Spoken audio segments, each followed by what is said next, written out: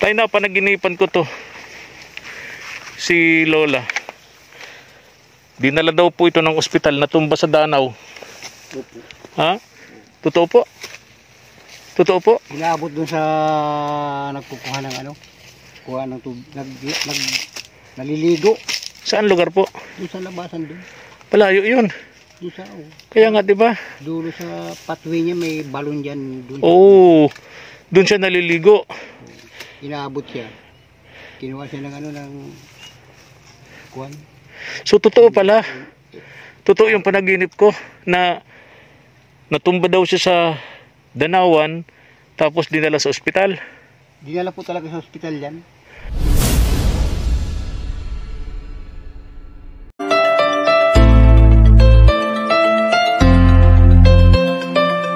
Isang mainit na umaga po mga ka-KSP, katawang sa paglingap. Ito pong muli ang inyong si Kuya Efren Espanyol po, ang inyong broadcaster, vlogger, small YouTuber. And for this video mga ka-KSP, mega love shout out sa lahat ng ating mga KSP abroad, katawang sa paglingap abroad, na walang sawang tumutulong po sa mga pamilyang naghihirap.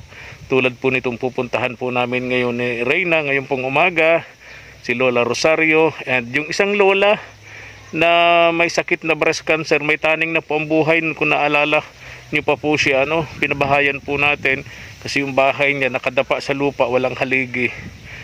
Ayan, pati yung pangalan nalimot ko na sa tagal lang hindi ako nakapasyal dito.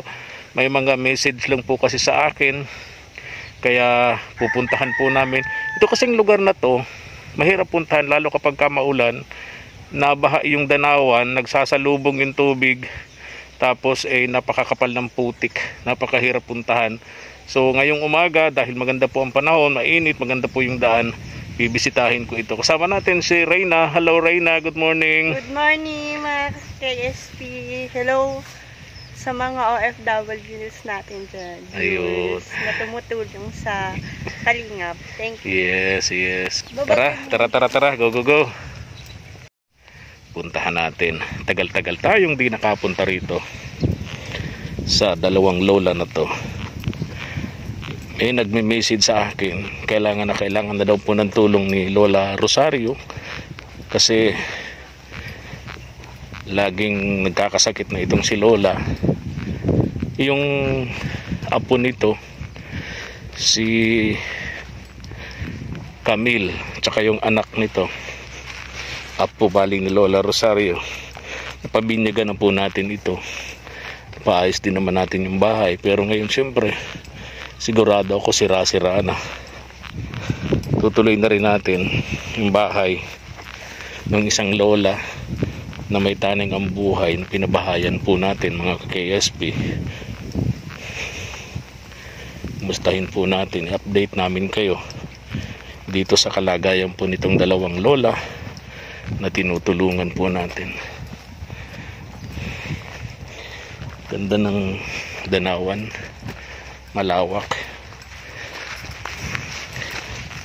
Pag maulan, hirap itong puntahan kasi nga po maputik pag bumabaha. Itong mga nakatira dito hindi makalabas, kulong sila ng baha dahil nagsasalubong yung tubig dito sa danawan. Lalo na si Lola Rosario, yung bahay po niya sa likod, sa tabi, andun yung irrigation canal. So yung bahay nila talagang naabot ng baha.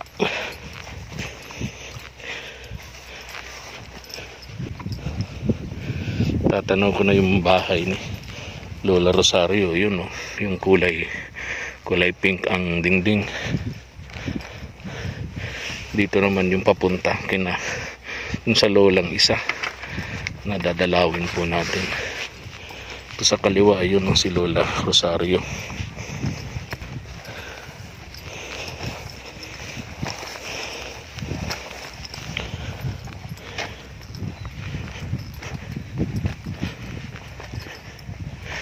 Lawak rin pala yan.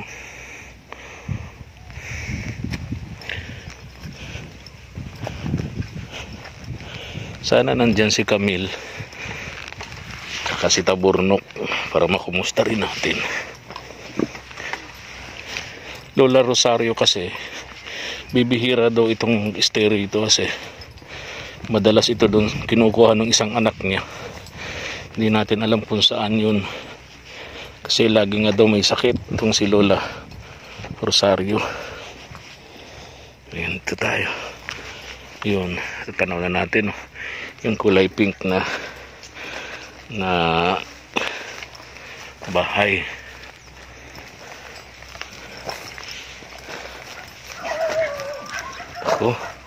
May mga aso na sila. Dati wala. Tagal-tagal na rin tayo din nakapunta rito. Halos mag-iisang taon yata eh. Nakatawa naman kasi itong si Camille nagtatrabaho, naglalabada, nagkakatulong para magpatuloy sa kanyang pag-aaral.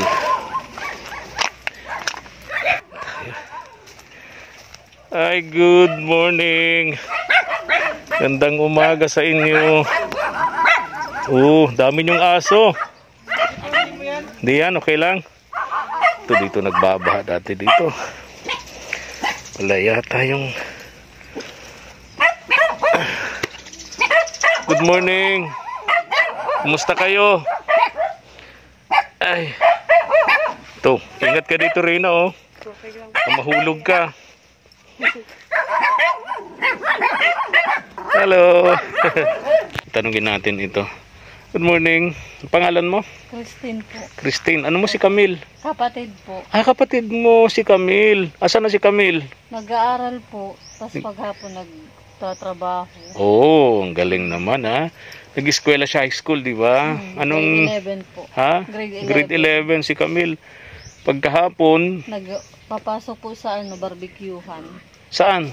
Doon po sa may... Ang tawag dito? Dating Sa may LCC. Opo, doon sa may bagong LCC. Ay, Sa okay. una-unahan nun. Sa may Okay. tapat lang po ng bakery. Okay, si Taburnok yung anak. Nasa Lulahong po. Sa... Side nung lalaki. sa side nung lalaki. Opo. Yung tatay. Opo. Parang tulong na rin nila kay Camille kasi si Camille nag-aaral. Nagtatrabaho, nag-aaral. Ano? Very good. Eh si Lola Rosario. Ando po sa isa niyang anak. Kumusta? Grabe na rin po na ni Lola.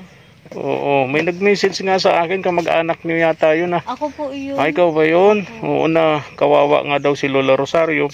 Kulang-kulang sa mga pangangailangan, lalo kasi sa po gamot. naawa ko nung mga nakarang kay Lola Rosario kasi po nakahiga na lang. Tapos di siya nakakalakad kasi ang sakit na po nung habayan niya. Yung bewang. Oo, tapos nagang suka. Oo, talaga. Tapos magagabi di nagkakatulog.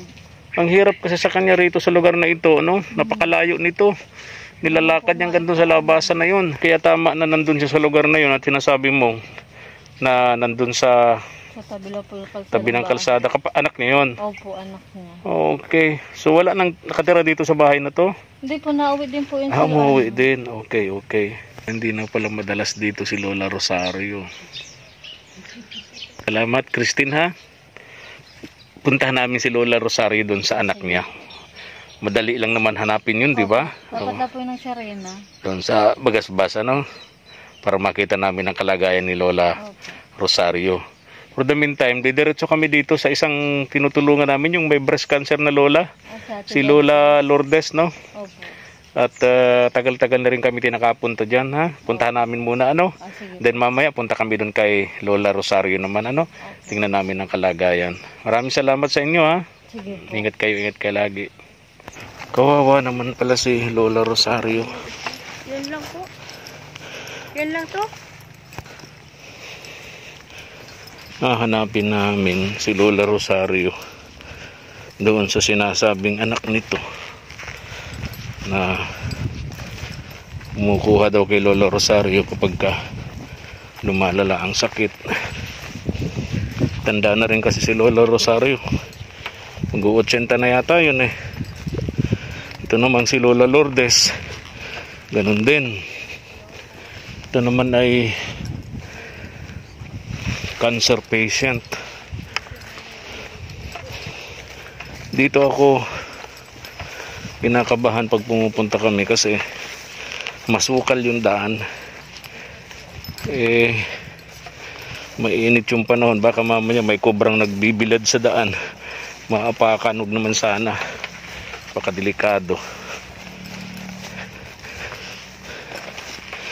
Pero maswerte pa rin tong si Lola Lourdes kasi makilala namin ito.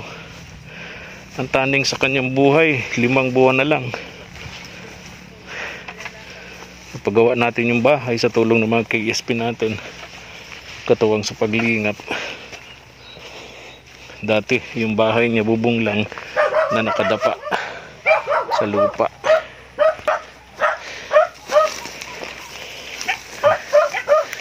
Ito na tayo. May aso dun sa daanan.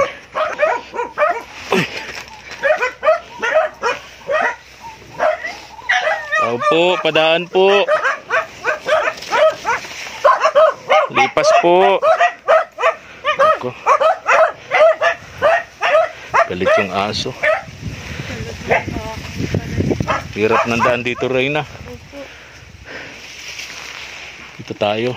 Baka maligaw po tayo. Baka po yun. Nahulog dito si Papa P sa dito sa may ano dito, maliit dito yung tulay.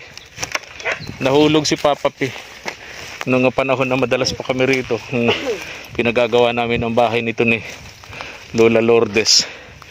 That time kasama ko pa dito sina JM ng Kaagapay Vlog at si Kim ng BG's Kim Official. Ngayon di ko na nakakasama kasi may kanya-kanya na silang YouTube channel.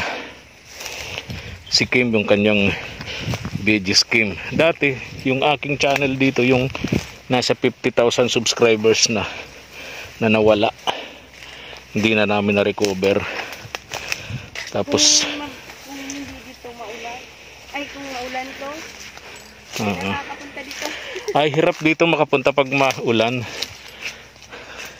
Mainit nga panahon, hirap ako. Tingnan mo, di ko na alam kung saan nadaan. Naligaw na yata tayo. Kaya nga, Oh, saan na yun? Nawala na. ito may ano, daan. Yan. Saan tayo madaan? Dito yun eh, nawala na. Natakuban na yata ito ng... Saan may tulay dati dito eh. Natakuban na yata ng... Ay, naligaw na. Naligaw na tayo. Baka hindi po dito. Baka magalit yung may lupa nito. Mapakan natin yung tanim na palay. Hindi man nila alam. Ha? Ano? Hindi nila alam. Kung bira ka. Saan na kaya yun? Saan ang daan dito? Naligaw na tayo. Ah. Saan yung daan? Ikaw rin po alam. Dati dito yun eh. Dito sa lugar na to eh. Wala na dito. Hindi ko na matanaw yung bahay ni Lola Lourdes. Ay, mga aso.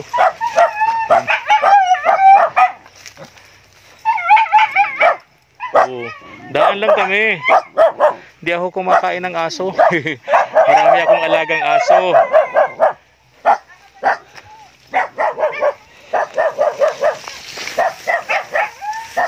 Samahan tayo ni tatay. Turo yung daan papunta sa bahay ni Lola Lourdes. Buti may tao dun sa dinaanan natin bahay ng may mga aso. Ito nga si tatay na magandang loob sa atin. Kadarating lang galing sa trabaho sa Danau. Samahan daw kami. Tuturo yung bahay ni Lola Lourdes. Halos 1 taon kasi kami hindi nakapunta rito. Tapos namin siyang mapabahayan. Ngayon na lang naman kasi napanaginipan ko to si Lola Lourdes ng isang gabi na may sakit daw, natumba sa danawan, dinala sa ospital. Kaya pinilit po namin na ngayong tanghaling ito makapunta. Ayun, eto na. Ay iba na yung daan. Di na dun sa isang maliit na tulay na kahoy, yung parang poste lang na nahulog si Papa P noon. Ayun. Oh. Malayo pa. Naglayo yung bahay ni Lola. Ayun. Another gitna uli ng ha? Saan?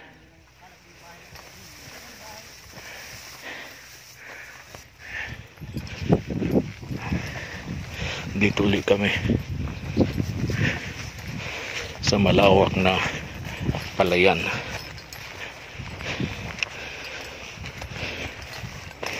Maraming salamat nga pala sa mga nagpapaabot sa atin ng pagbati. Matagal pa po yung birthday ni KSP. September 11 po. Thank you po sa mga nagpapaabot ng pagbati, greetings. Maraming salamat po sa inyo. Gustuhin ko man na magkaroon po sana ng feeding. Medyo kapos po yung aking budget, kaya wala po tayong feeding program ngayon sa mga bata. Last year meron tayo, ngayon wala po kasi wala po talagang budget. Ito na, lapit na tayo dito sa bahay ni Lola Lourdes. Sana nandito si Lola Lourdes kasi sa panaginip ko nakita ko ito dinala sa ospital.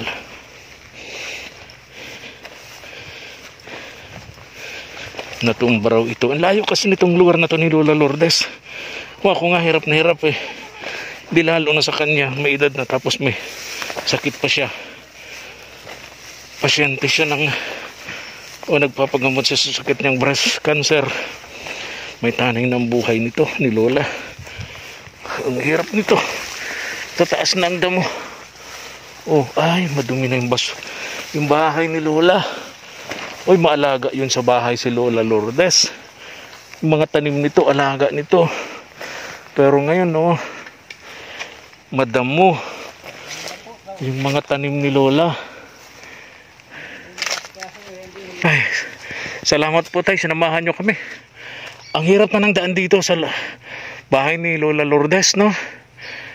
Nakapanghinayang yung mga tanim ni Lola. Naalala ko nung madalas pa kami rito, yung mga tanim niya yan, pagka gaganda niyang mga tanim niyang yan, no?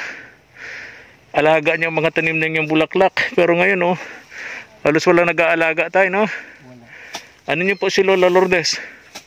Kapitbahay. Ay, okay. Salamat po sa pagsama niyo sa amin. Layo na ng daan niya, ano po? Sino na po ang kasama dito sa bahay na to? Tay. Isa lang siya dati. Ha? Isa lang siya.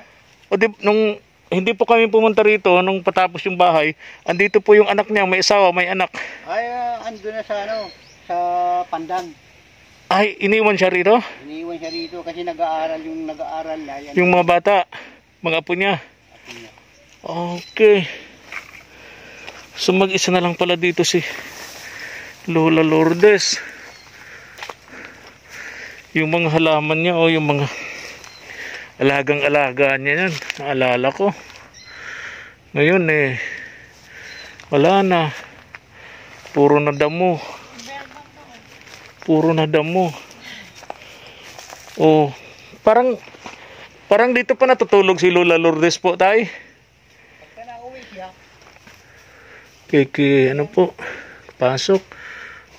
Parang, bakit po nakabukas tong bahay niya? yan na lang yan, titingnan na lang namin. Tinitingnan-tingnan nyo na lang. Yun. Dati yung bahay na ito, mga ka-KSP, di pa natin ipapagawa. Bubong lang ito na nakasayad sa lupa, walang haligi.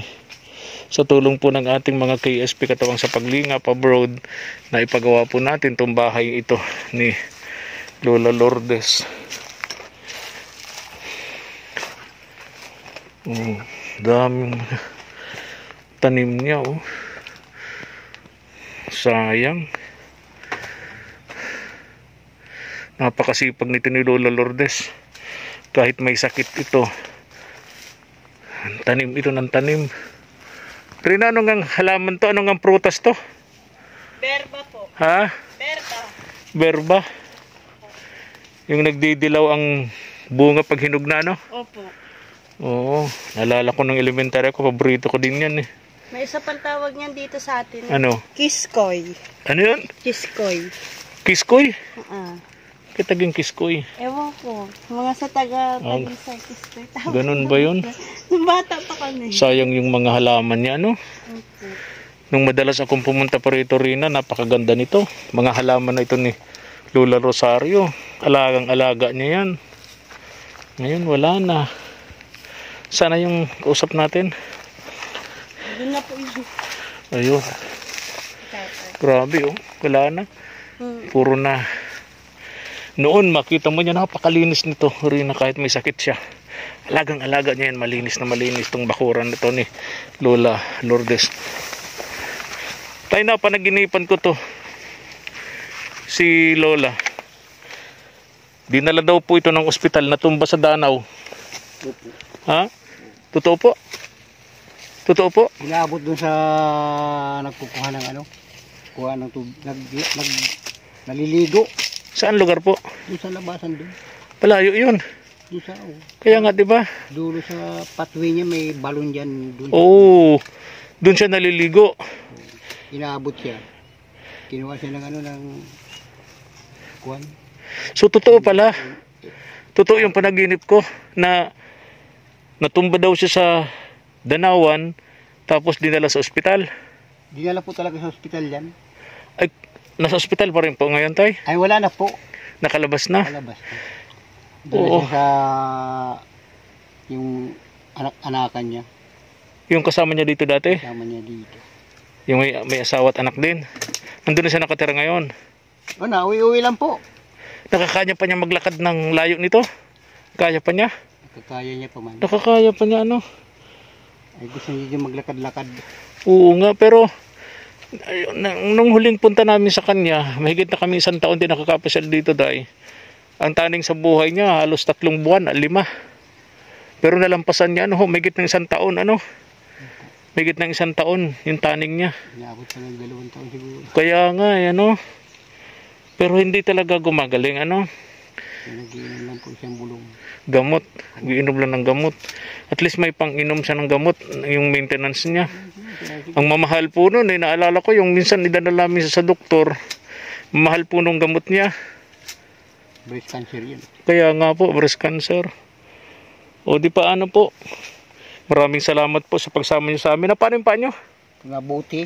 Mabuti, naku Diyos ko. Bubungkal ako dyan ng ano, ng lupa. Oh, nagdadanaw po kayo? Nagdadanaw. Okay, salamat po. Pagod-pagod kayo eh. Sinamahan nyo kami rito sa lugar na to ni Lola Lourdes. Naligaw kasi kami. Hindi na namin alam yung daanan. Dati kasi dito lang yan, oh. Di ba? Dito lang. Diyan po, diyan. Diyan lang, oh. Diyan lang. Ano? Diyan nahulog si Papa P. Nang huling punta namin eh. Ayaw nang tumulay ni Papa Pirina. Naggapang na lang. Ginapang niya yung tulay. Na parang haligi. Ay, nako. Anong pangalan niyo po? Junior po. June, Kuya June. Thank you po tayo, ha. Maraming salamat sa inyo, ha. Babalikan na lang po namin si Lola Lourdes, ano. Parang madalas po siya umuwi. Umuwi dito. Dati sa isang linggo, 2 beses pupunta rito ngayon. Ang linggo na hindi pumunta rito. Oh, bukas po talaga yung bahay niyang ito. Oo, ganyan lang po yan. Wala namang nakikialam. Ay, wala na. Yung mga halaman niya, walang makikialam. Marami nang hihingi niya. Sabi ko, walang may-ari niyan. Ha? May nanghihingi. Sabi ko, wala yung may-ari. May nanghihingi. Saan niya nagsasabi? Sabi niyo po, walang may-ari. Wala yung may-ari. Wala yung may-ari. Oh, naalala ko. Naku. Lungkot na no. Naalala ko nung bagong paggawa namin to, tay. Andito yung anak niya. Diyan 2 apo niya. Masaya sila dyan. Ngayon malungkot na, oh, no? Tingin mo lalong lumalala yung sakit ni Lola Lourdes? Ang galing po yun sa provincial. Talagang malala na daw po. Malala na talaga? Ang hirap ano. Gamot-gamot na lang. Sige po tayo ha. Maraming salamat. Babalikan na lamang po namin ito si Lola Lourdes.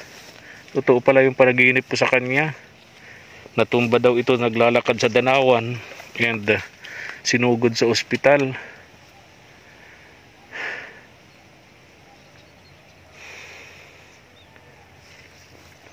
Pwede. Ayun to mo. Ikaw talaga naalala ko galing tayo kay Tay Willie na mayabas ka rin. Kaya nga po, hindi po tayo doon nakakuha ng marami. Oh. Mga tinim yan ni Lola Lourdes, oh. Ay, meron po. Ha? Lola Lourdes, pahingi po ako. So, meron no, ang laki. Oo nga, ano? Baka may ahas, ha? Ito po, oh. So, nga baka may ahas. Oh. Walang ahas pag Opo. walang ahas pag nangunguha ng Pag walang, di pati ako natingin sa baba. oh. Ayan to. Oh. Naunahan ka na ng ibon. Oo nga po. Ayan oh, sa may tagiliran mo. Saan po? Ayan oh.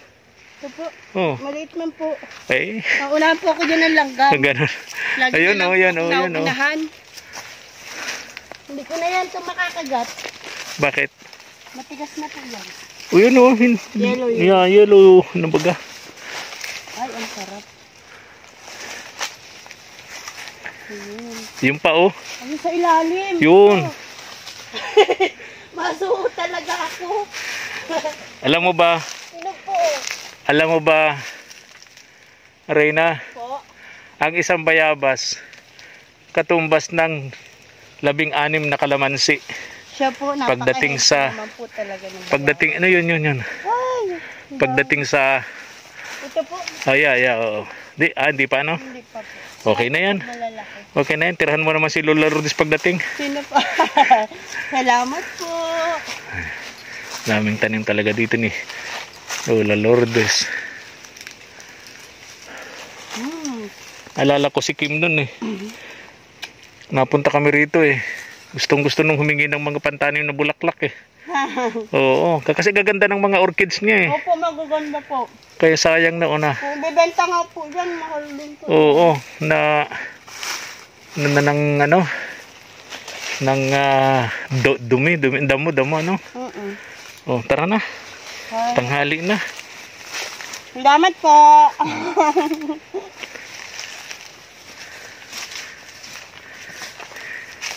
Bye, thank you. Ang dami Ay, Jun, alis na kami ha. Salamat po. Minsan dalawin ka po namin dyan sa bahay mo. Kwentuhan tayo ha. Kwentuhan po tayo. At na-interest din po ako dun sa kwento ninyo. No, ito si Tay Jun, mag-isa lang po sa buhay din. Nag-abroad yung kanyang asawa. Pagbalik, iba nang inuwian. Iisa po ang anak, malayo naman. Kaya sulod din sa buhay ito si Tatay Jun. Salamat po tayo ha. Thank you so much po. Ingat po kayo palagi. Saludo po ako sa mga tulad po ninyong magsasaka. Kasi kung wala po kayo, yung lahat na nasa hapagkainan po namin, umaga, tanghali at gabi, wala po yun. Kaya isa po kayo sa mga itinuturing naming bayani, mga buhay na bayani. Ha? Ayan. Umulan uminit, andi gitna ng palayan, nagkakapitisi. Kaya nga po, kaya ako hangang-hanga ako sa mga tulad po ninyo. And sabi nga po ng marami, kayod kalabo ang ginagawa ninyo. Yung gabi ginagawa nyo ng araw. Pero yung kita ninyo wala pa rin. Kapos at kapos pa rin. Naghihirap yung mga magsasaka natin. Samantalang sa ibang mga bansa, pag sinabing magsasaka, mayayaman sila. Sa atin magsasaka mahihirap. Ano po?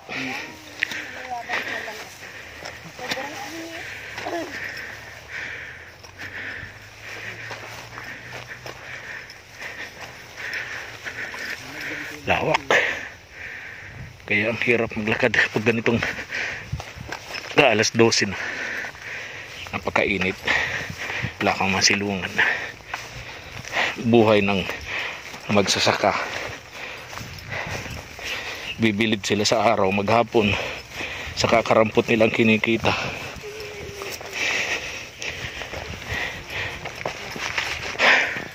Tay, thank you ha. Maraming salamat po. Thank you. Ito yung bahay nyo. Punta natin yan. Si tatay dyan. Tara na. Punta na tayo sa labasan. Doon yung motorsiklo natin.